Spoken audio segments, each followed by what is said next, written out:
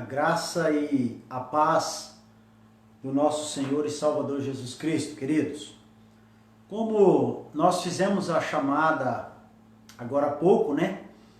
Para nós estarmos meditando um pouco na palavra do nosso Deus, e nós estamos com um desafio do relógio de oração proposto pelo pastor, e a igreja tem abraçado esse desafio.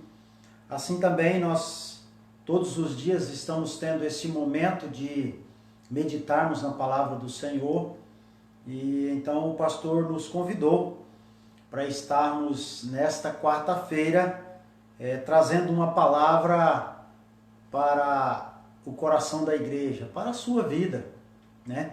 E é muito bom essa oportunidade que nos é dada a partir do momento que nós poderemos então compartilhar com os irmãos algumas coisas que Deus tem falado conosco nesses dias, e a palavra que está proposta para que nós possamos meditar nela nesse dia se encontra em Mateus 6, do versículo 25 até o 34. Nós então já pedimos aos irmãos, aqueles que tiverem com as suas Bíblias à mão, para que você possa acompanhar essa leitura aí conosco. Eu entendo que quando você acompanha a leitura do texto bíblico, ele se revela aos teus olhos, ele te mostra mais claramente e te dá um melhor entendimento da palavra. O fato de você ouvir e ver te traz uma compreensão maior do texto bíblico. Então eu te convido para já estar com a sua Bíblia aberta, quando nós então estaremos meditando nesse texto. E é importante dizer que a Igreja de Cristo, ela continua em oração, ela continua nessa busca pela presença do Senhor. Independentemente de nós podermos ou não nos reunirmos no templo, e nós sabemos que este tempo em que nós estamos vivendo talvez nos impeça de estarmos congregando enquanto igreja.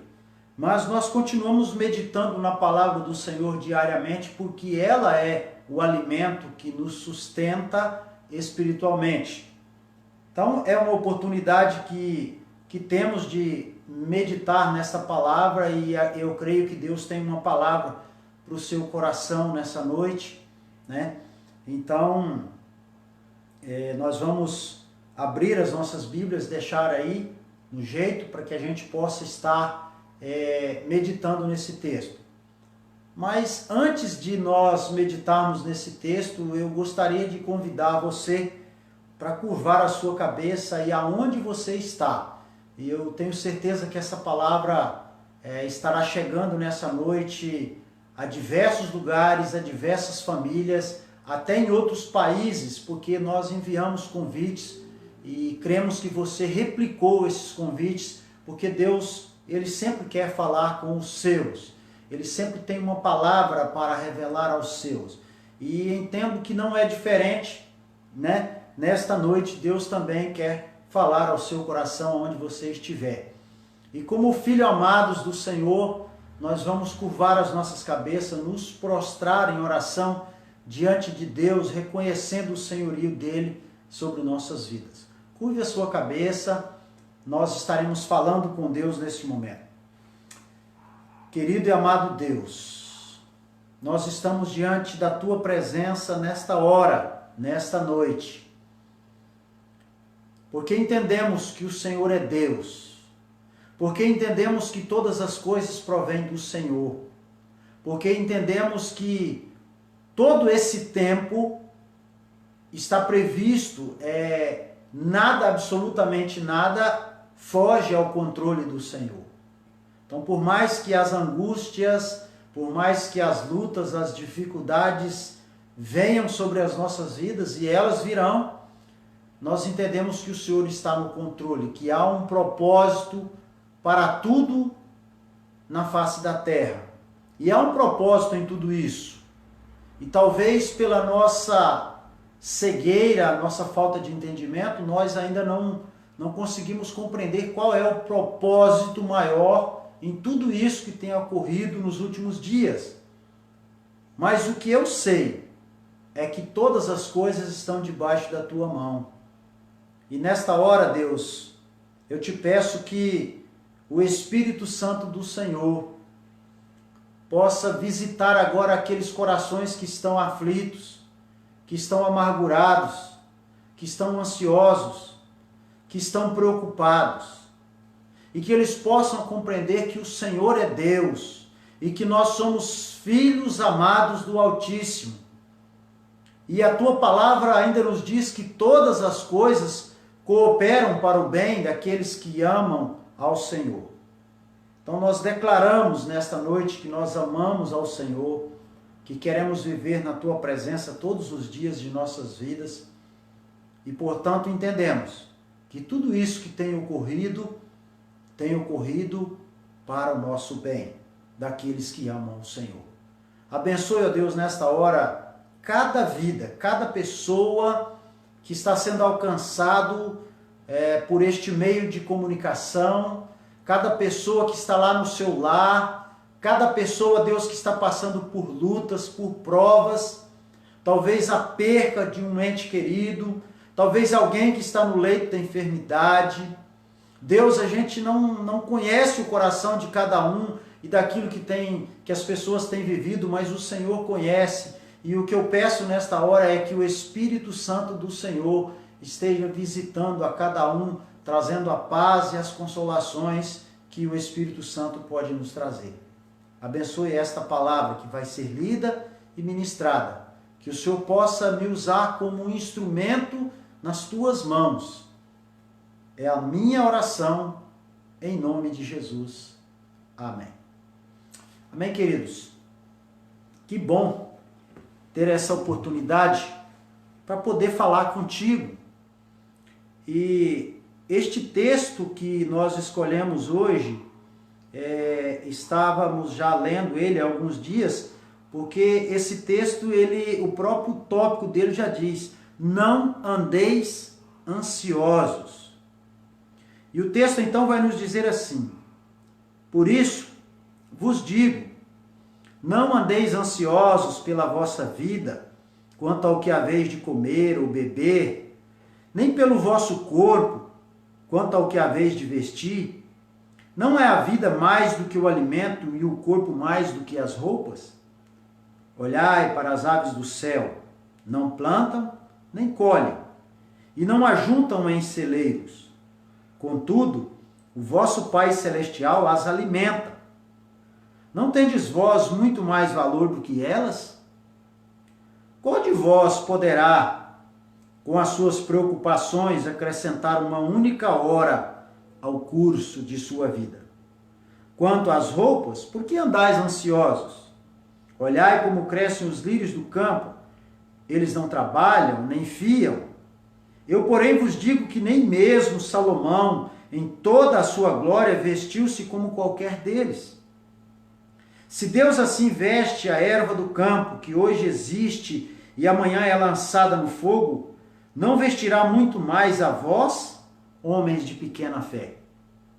Portanto, não andeis ansiosos dizendo: que comeremos, que beberemos, ou com o que nos vestiremos? Pois os gentios procuram todas essas coisas, e de certo vosso Pai Celestial bem sabe que necessitais de todas elas.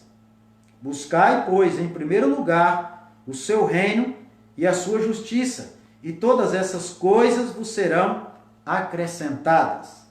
Portanto, não andeis ansiosos pelo dia de amanhã, pois o amanhã se preocupará consigo mesmo. Basta a cada dia o seu próprio mal. Quem não está ansioso com este tempo que nós estamos vivendo. Esses dias atrás, eu tinha comprado 3 pacotes de bala que a gente deixa num pote, né, para a gente de vez em quando chupar uma balinha. E a minha esposa então saiu e eu fiquei à tarde aqui em casa e aí eu dava uma volta, passava lá e pegava uma bala, eu sentava em algum lugar, passava lá e pegava uma bala. E quando chegou a tarde eu tinha consumido os 3 pacotes de bala. E não eram pacotes grandes de 1 quilo, viu, irmãos? E eu então me peguei entendendo que eu estava ansioso naquele dia ali, a ansiedade por não poder trabalhar e ter que ficar em casa e às vezes a gente acaba se perdendo. E eu entendo que muitos de nós têm vivido momentos como esse. É interessante que nós estamos vivendo um tempo de muita fartura para muitas pessoas, talvez até riquezas. E esse ter uma boa casa, ou ter um carro, ou ter um emprego, eles parecem nos dar uma certa segurança. E o que nós temos observado neste tempo é que o homem como um todo, como o homem como criação, a sociedade, os países, estavam muito seguros de si, se preparando para um ano que seria um ano bom, a economia estaria boa, tudo vai estar muito bem. E então, de repente, tudo se tornou incerteza. Aquilo que temos, as nossas vidas, está por um fio, e então a gente vê a ciência sem saber que direção tomar, e haja vista tantas falas contraditórias entre os homens da ciência, a tecnologia. Parece que Deus está confrontando a segurança que a riqueza, que a ciência, que a tecnologia, que o conhecimento que o homem adquiriu nos últimos séculos tem trazido para nós. Parece que Deus nos confronta e nos leva a entender que todas estas coisas aqui na face da terra são efêmeras, são passageiras, são transitórias. O ser humano por si só, ele quer estar no controle. E hoje a gente assistiu à tarde aquele filme O Milagre da Fé, e o momento crucial daquele enredo é o momento em que aquela mãe, ela sai de dentro do quarto, vai para o terraço, e ali ela reconhece que ela é uma mãe possessiva, que ela quer ter o controle de tudo, e então ela se rende a Deus. Queridos, nós temos sido confrontados com a nossa segurança, que tem sido depositada nas riquezas, na ciência, na tecnologia, no conhecimento, e então Deus está confrontando o homem para que o homem se volte para Deus. Estas coisas, elas parecem trazer um conforto ao coração do homem. Não, a ciência já está descobrindo então a cura para tal doença ou a solução para determinados problemas, e eu tenho o dinheiro que eu posso então pagar um plano de saúde e ser socorrido pelo médico se eu ficar doente. Isso então parece trazer um conforto e causa um conforto no coração humano. É interessante que Jesus, ele de forma nenhuma, ele vai condenar as riquezas, ele vai condenar estas coisas, mas ele condena a escravidão, as riquezas e as coisas deste mundo. É quando as coisas deste mundo passam a dominar as nossas vidas, e então elas passam a ter muito mais importância no nosso coração do que o próprio Deus. E talvez esse seja o problema maior que nós temos vivido e temos sentido esta ansiedade, porque nós descobrimos que estas coisas, elas não nos dão a segurança que nós achávamos que tínhamos. E então a gente se vê de repente sem chão. E então, como aquela mãe que foi preciso ir para um lugar sem o barulho das máquinas, sem nada em volta, e ela se rendeu a Deus, ela se entregou a Deus, ela disse: olha, Senhor, está tudo em suas mãos. Talvez, querido, seja um tempo de você fazer esta reflexão e entender que nós precisamos verdadeiramente nos rendermos completamente a Deus.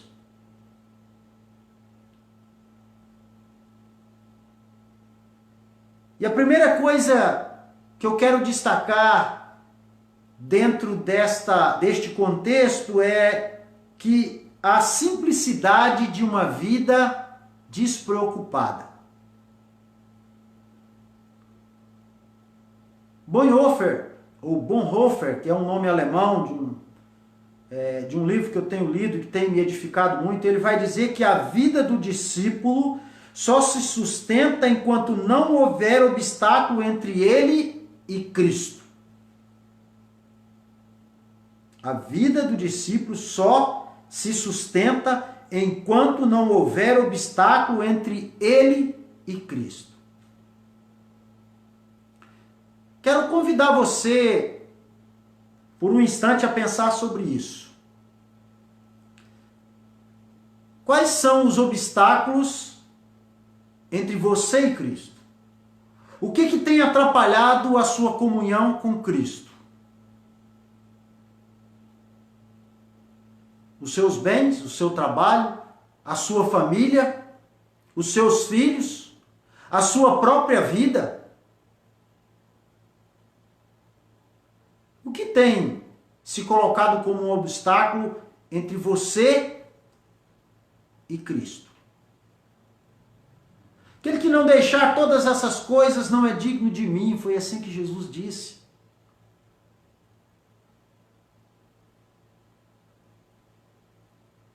Nós não podemos colocar entre nós e Cristo a lei, ou a piedade, ou o mundo, ou os prazeres que a nossa vida tem, as alegrias da nossa vida, absolutamente nada.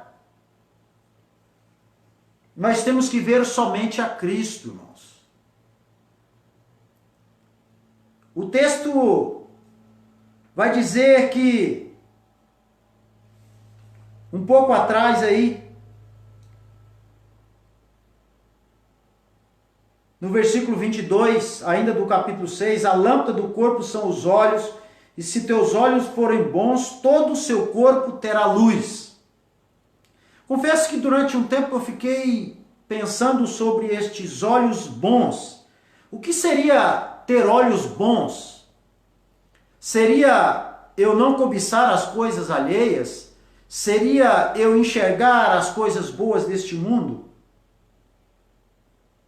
Mas a palavra olho bom, ele nos traz então o sentido de luz. Quem tem o olho bom, ele tem direção. Se o olho não for bom, se o olho for bom, o pé vai andar no caminho certo. Porque o olho vai direcionar, as mãos vão fazer as coisas certas porque o olho vai direcionar. Então, quando eu falo que se os teus olhos forem bons, se a tua direção for boa, o teu coração também será bom, porque os teus olhos assim o direcionará. Nós não podemos, queridos, de forma nenhuma sofrer de visão dupla, e é por isso que Jesus está dizendo aqui que nós precisamos ter olhos bons, para que nós então não tenhamos uma visão dupla, de olharmos para a eternidade e olharmos para a vida terrena, de nos focarmos nos bens deste mundo e nos focarmos na vida eterna. Os olhos bons que Cristo está dizendo aqui é aqueles olhos que enxergam a eternidade. Se os olhos forem bons, ele vai levar o coração a se apegar à eternidade, não à ilusão do mundo. Vai levar o seu coração a se apegar ao Criador e não à criatura. Qualquer coisa deste mundo que faz com que é criatura de Deus e você se apega a ela mais do que a Deus, os seus olhos estão tendo uma visão dupla.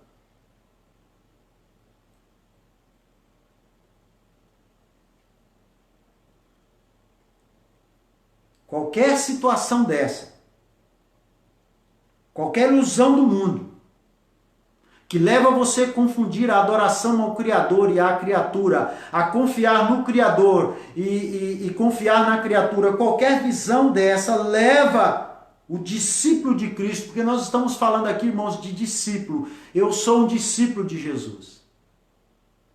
E ser discípulo de Jesus não é você em um culto em que o pastor com muita eloquência traz uma mensagem e você levanta a sua mão lá na igreja e diz: eu aceito a Jesus, porque para entrar no reino dos céus é preciso ser discípulo de Jesus. Discípulo de Jesus é aquele que segue o que Jesus manda, as orientações de Jesus, é aquele que obedece à palavra de Deus.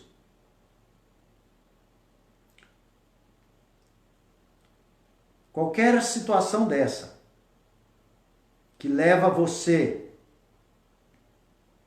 em direção à criatura ao invés do Criador, leva você a estar perdido. Os bens deste mundo servem para que nós façamos uso deles, não para serem acumulados. Os bens desse mundo. Eu comecei a pensar sobre, então, os bens desse mundo. Que seriam os bens desse mundo? Ter muitas fazendas, indústrias, muito dinheiro. E talvez se eu perguntasse aqui para você nesta noite, verdadeiramente, qual é o seu bem mais precioso que você tem? Ou qual seja o único bem que você tem? E talvez você me responderia: a sua vida. E aí então eu quero dizer que os bens servem para que nós façamos uso dele. Então eu quero transformar estes bens em sua vida. A sua vida serve para que você faça uso dela, não para acumular. Fazer uso da sua vida. Ser bom, ser obediente. Ao discípulo importa obedecer.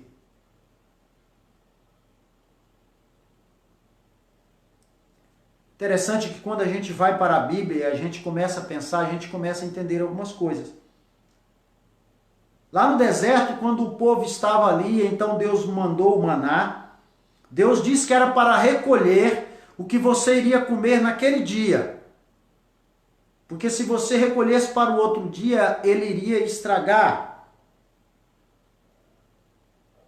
E então o povo colhia o maná naquele dia e consumia. Agora, a gente então poderia pensar: bom, então eu não preciso me preocupar com o amanhã, de ter algumas coisas e os bens e alguma... Não estou dizendo isso. Porque como é que nós vamos traçar então uma linha que delimita entre o bem para uso e o tesouro que eu devo possuir? É muito simples de você entender isso. Onde o coração se apega, ali está o seu tesouro. Aonde você tem colocado o seu tesouro? Você tem colocado o seu tesouro nos seus bens aqui, na sua própria vida terrena? E aí eu estou falando de vida bem aqui nessa terra. Porque nós estamos vivendo um momento, irmãos, que nós estamos com medo de perder o nosso bem mais precioso, a nossa vida. Com esta pandemia que aí está, as pessoas estão apavoradas em perder o seu bem mais precioso, a sua vida. E às vezes nós apegamos tanto a esta vida terrena que nós esquecemos da promessa de Cristo de que Ele voltaria um dia para levar a sua igreja para a eternidade. E então nós valorizamos tudo que temos aqui muito mais do que a eternidade, muito mais do que a Cristo. Aonde está o seu coração? Onde o seu coração se apega, ali está o seu tesouro. Por isso, queridos, tudo que impede você de amar a Deus acima de todas as coisas, qualquer obstáculo entre você e a obediência a Cristo, aí está o seu tesouro. Os prazeres da vida. Susana Wesley tem uma frase muito bacana que eu guardei, anotei e até publiquei ela no meu Facebook. Se tiveres que julgar entre a legitimidade e a ilegitimidade de um prazer, observa esta regra. Tudo aquilo que obscurece o meu sentido de Deus, tudo aquilo que me afasta do prazer pelas coisas de Deus, tudo aquilo que me leva a não ter prazer na leitura, na oração, isso é para mim o pecado. Aonde está o teu tesouro? Dito isso, de ter uma vida com simplicidade, uma vida despreocupada, porque o mais importante na vida do discípulo é fazer a vontade do Pai, daquele que enviou Jesus para morrer por você. Nós precisamos então de um conforto ao coração. E esse é o segundo ponto que eu quero destacar. A ansiedade, ela leva você a acumular tesouros. Porque você fica ansioso e você então quer ter a providência para o dia de amanhã. Mas acontece que quando você tem tesouros, esse tesouro também produz ansiedade em você. Porque eu fico ansioso com as coisas que eu tenho. Se o ladrão vier e me roubar a minha televisão, ou o meu carro, ou a minha casa, ou se o ladrão vier e me assaltar e me dar um tiro e tirar a minha vida. Ou se alguém tirar a minha vida, que é o meu tesouro, e então eu fico ansioso porque eu estou vivo e eu fico com medo de morrer, e este tesouro que é a minha vida produz então em mim ansiedade. A palavra de Deus vai dizer que eu não devo temer o que me pode causar o homem, mas eu devo temer o inimigo da minha alma. Então nós queremos segurar as nossas vidas. Nós queremos garantir o amanhã. Porque, na verdade, a ansiedade ela está sempre voltada para o futuro. Os bens materiais, do sentido mais estrito, são destinados ao hoje. Então, nós temos que desfrutar daquilo que temos no hoje. A nossa vida, a nossa família. Seja amável, seja obediente. Filhos, obedeçam pais e mães. Irmãos, amem uns aos outros. No hoje.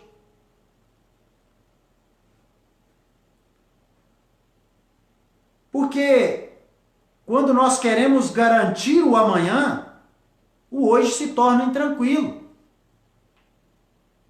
Quando nós queremos garantir o hoje, o amanhã se torna intranquilo. Agora, conforto ao coração.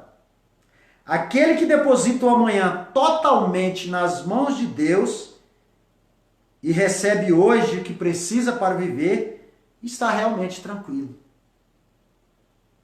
Estar tranquilo é depositar o amanhã nas mãos de Deus e desfrutar do hoje, com amor, com paciência, com bondade.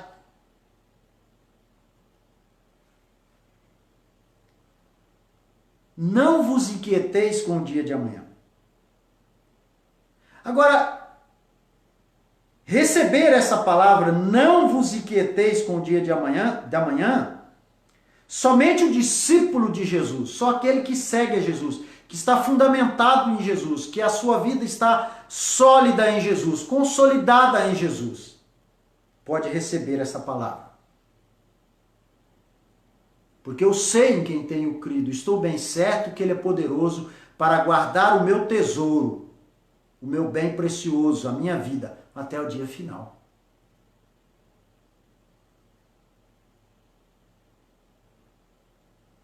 Porque quando eu recebo esta palavra, não vos inquieteis com o dia de amanhã, e através dessa palavra, eu tenho a garantia do amor de Deus, e então eu sou liberto de todas as preocupações terrenas. porque eu entendo que o amanhã não está mais sob o meu controle. O versículo 27 diz isso muito claramente. Qual de vós poderá, com as suas preocupações, acrescentar uma única hora ao curso da sua vida?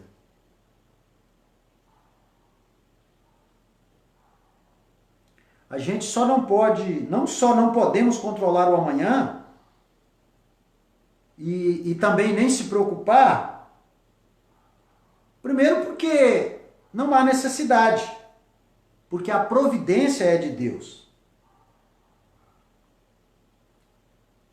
Olha o versículo 26. Olhai para as aves do céu, não plantam, nem colhem, nem ajuntam em celeiros, contudo vosso Pai Celestial as alimenta. Não tende vós muito mais valor do que elas?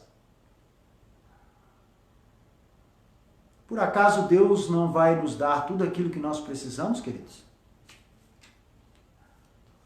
Esse é o conforto que vai permear o seu coração. Porque quando a gente vive uma ansiosa preocupação com as coisas, com o nosso tesouro, com a nossa vida, essas coisas são próprias daquele que não sabe para onde vai. Quando você pergunta para alguém, você tem certeza da sua salvação? E então essa pessoa não sabe responder, então sim, esse precisa de uma preocupação extra com a sua vida. Mas se eu digo para você nesta noite, você tem certeza de que você vai morar no céu? Ah, mas como é que a gente pode ter essa certeza? A palavra de Deus nos dá isso. Porque a Bíblia nos diz que o Espírito Santo é a garantia, é o selo. Vocês serão selados com o Espírito Santo da promessa. O selo, quando você põe uma carta no correio, ele é a garantia de que esta carta vai chegar ao destino. O Espírito Santo é a garantia de que você vai chegar no céu. Você tem sentido a presença do Espírito Santo na sua vida?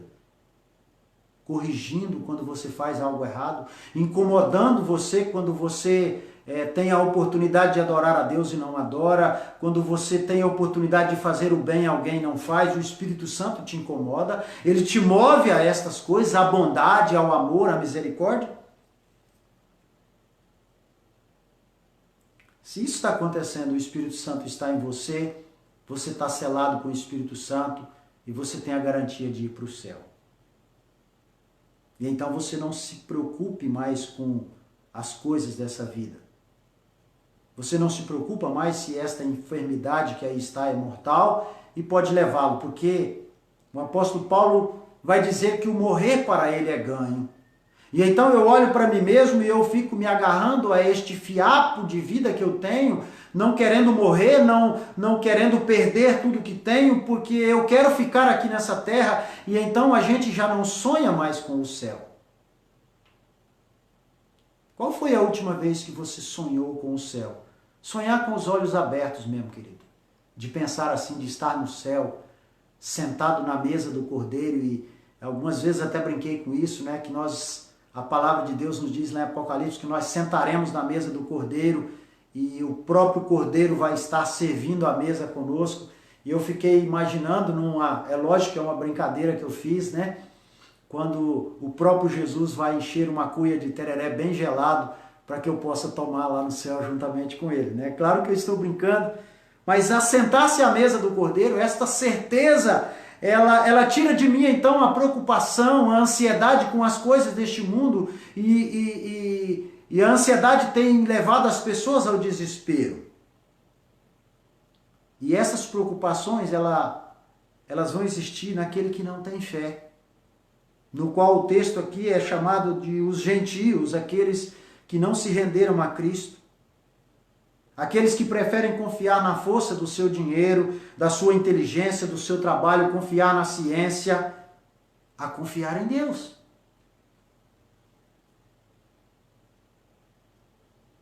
Deus sabe o que nós precisamos, queridos. Nenhuma folha seca de uma árvore cai se não for pela vontade de Deus.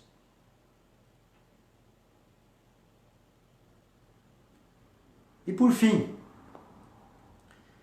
Busquem o reino de Deus e a sua justiça, e as demais coisas serão acrescentadas. O reino de Deus não é comida nem bebida, mas fazer a vontade daquele que me enviou, declarou Jesus. O reino de Deus, queridos, não é preocupações, mas é fazer a vontade de Deus. Interessante que durante muito tempo eu li esse texto: busquem o reino de Deus e a sua justiça, as demais coisas serão acrescentadas. E então eu ficava assim, mas eu não vou conseguir fazer a justiça de Deus, de ser justo com as pessoas no meu viver diário. Às vezes eu sou grosso, eu sou mal educado, eu trato mal as pessoas, às vezes eu não dou aquilo que as pessoas estão pedindo, então eu não estou conseguindo executar a justiça de Deus. E aí que eu fui entender com mais profundidade este texto: busque o reino e a sua justiça. Jesus aqui está falando da justiça da cruz. Você entende isso? Buscar a justiça da cruz. É na cruz que eu encontrei a justiça de Deus. É na cruz que eu sou justificado pela morte de Cristo. Quando Jesus morreu ali, eu fui justificado. Eu me tornei justo aos olhos de Deus. É dessa justiça que Jesus está falando, da justiça da cruz. Eu preciso todos os dias buscar esta justiça para a minha vida, buscar o Cristo que me torna justo. Este Cristo que está ali na cruz é a própria justiça. Então buscar o reino, buscar a justiça de Deus é a justiça da cruz. Você está entendendo isso, querido? Não é eu ser justo e fazer tudo muito justo na face dessa terra, porque em muitas ocasiões eu sou injusto, então eu ficava ansioso com isso, até que eu descobri que, na verdade, eu preciso buscar a justiça da cruz, o próprio Cristo. Buscai primeiro o reino de Deus e a sua justiça, e as demais coisas serão acrescentadas.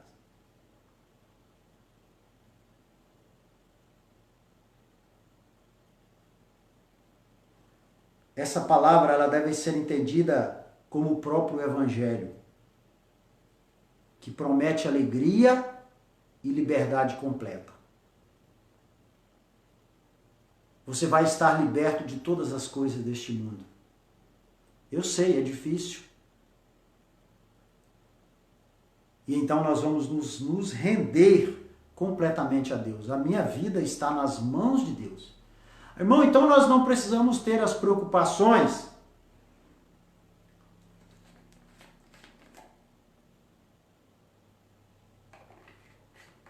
não precisamos ter as preocupações sanitárias que a ciência está nos dando. Não estou dizendo nada disso. Eu estou dizendo para você descansar no Senhor. Procurar a justiça dele, não ter uma vida ansiosa, buscar o reino. João 3,16 vai nos dizer que Deus amou o mundo de tal maneira que deu o seu Filho unigênito para que todo aquele que nele crê não pereça, mas tenha vida eterna. Deu. Jesus foi nos dado, e com ele todas as coisas nessa ordem. Primeiro Jesus, depois as demais coisas. Primeiro a justiça da cruz. Busque a justiça da cruz. Encontrar a justiça da cruz é ser justificado do seu pecado. É quando você se rende completamente a Cristo e então você entrega a sua vida para Jesus. E então você alcançou a justiça da cruz. É claro, o apóstolo Paulo vai dizer isso. Prossigo, pois, para o alvo da soberana vocação que está em Cristo Jesus. Nós temos que prosseguir, irmãos, nessa caminhada. Eu não sou justo. Não, eu não sou justo, mas eu já estou justificado. Então eu encontrei a justiça da cruz e agora eu estou à procura desta justiça, de ser um homem com o fruto do Espírito na minha vida. Na hora certa, Deus vai tirar toda esta doença, toda esta enfermidade, tudo aquilo que tem nos causado ansiedade nesses dias. O Salmo 37, versículo 25, o salmista ele vai responder, e nós talvez podemos fazer isso também depois de um bom tempo, um bom período como eu, no discipulado, andando no caminho do Senhor. A pergunta é, você passou necessidade? Daquilo que você realmente precisa, você ficou sem? O Salmo 37, versículo 25, ele vai nos responder, porque ele também já estava com a idade avançada, né? E ele então responde assim: fui moço e agora sou velho, contudo nunca vi desamparado justo, nem a sua descendência a mendigar o pão. Jesus nos satisfaz, queridos. Ele está sempre pronto a ouvir a sua ansiedade. Eu sei, nós não deveríamos ter ansiedade porque nós estamos firmados na rocha que é Jesus. Nós temos a justiça da cruz que nos absolveu dos nossos pecados e nos deu a garantia de vida eterna. Quantos de nós queremos verdadeiramente vida eterna com Deus?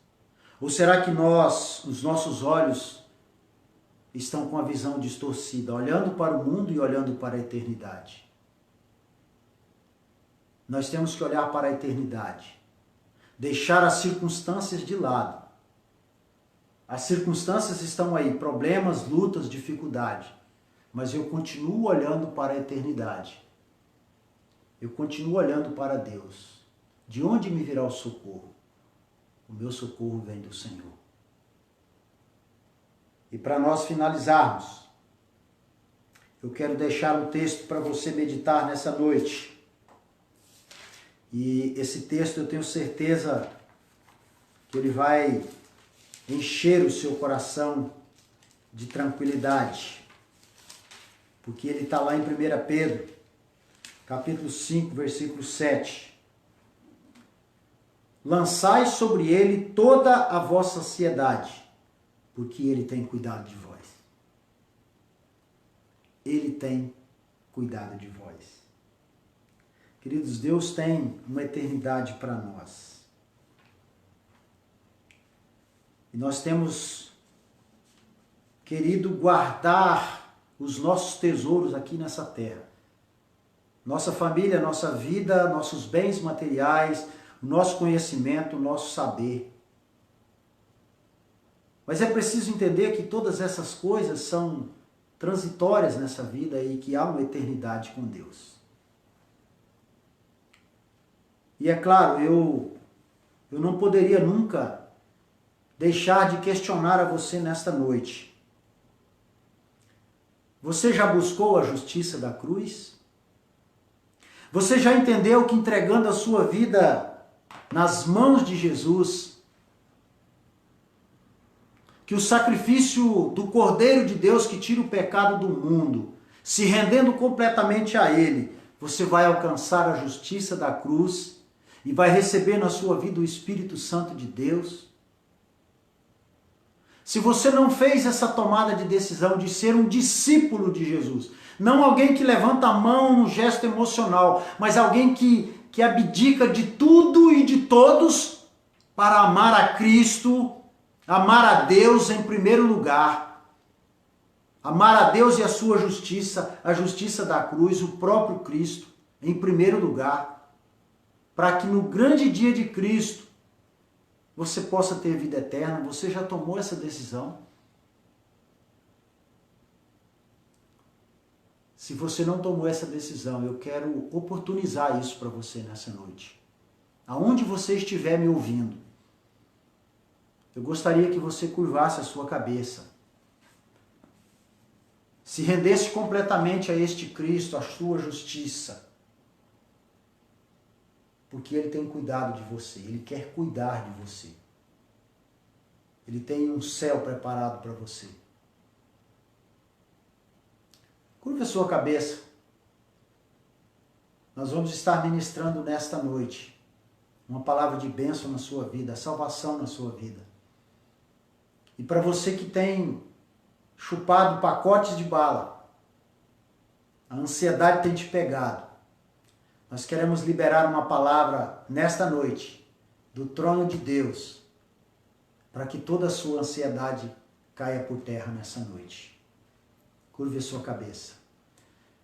Querido Deus, eterno Pai, o Senhor, tão somente o Senhor, é o Deus sobre as nossas vidas.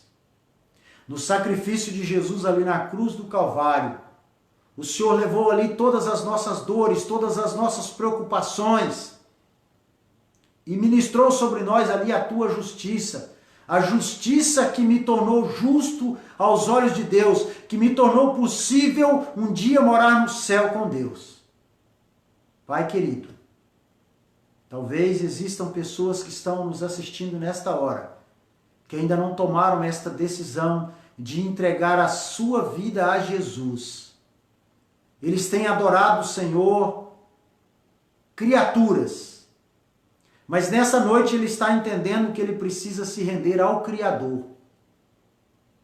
Nenhum outro nome há dado entre os homens pelo qual devamos ser salvos. Existe um só mediador entre Deus e os homens, Jesus Cristo. E é no nome de Jesus, o Pai, que nós ministramos nesta noite esta palavra. Ministramos também, ó Deus, a cura de toda ansiedade que tem adentrado os nossos lares, as nossas vidas, as pessoas. Porque nós estamos em tuas mãos.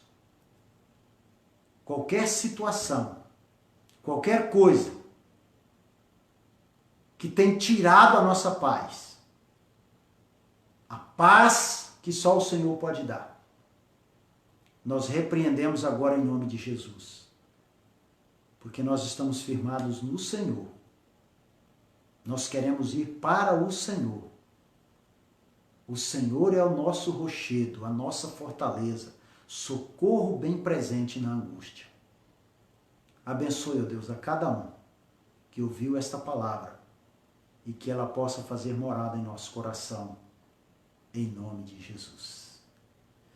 Deus abençoe a sua vida, queridos. Deixa Deus adentrar o seu coração e se renda. Entregue as suas preocupações, a sua ansiedade nas mãos de Deus. Quando nós deixamos o controle e passamos o controle de nossas vidas para as mãos de Deus, as coisas começam a ficar boa, começa a tomar a direção. Amém? Amanhã, às 19h30, nós teremos a palavra do Senhor ministrada pelo pastor Edilson. Não perca. Fique antenado. Fique ligado. Deus abençoe a sua vida, em nome de Jesus.